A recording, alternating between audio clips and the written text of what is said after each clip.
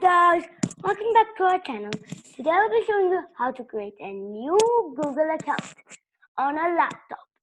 First I go here and then I just go to add another account.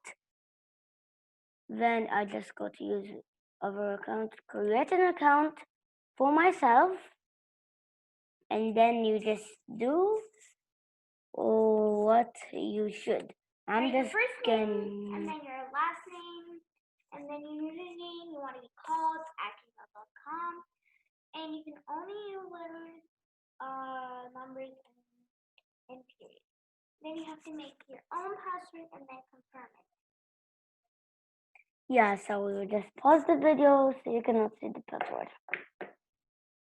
Now that I finished typing my password, I'm gonna go to next and type a phone number, make your email address or your dad, mom, make your birthday, and are you male or female?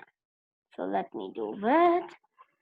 Okay, now that I've done that, I just scroll down, do I agree? And now you just have to wait, and then you're done. So this is my new account that I made. So you can change a photo from your photos, but I don't need it. You can just do that, select a photo from your computer, and you just select. You can do the same thing in your photo. So, bye!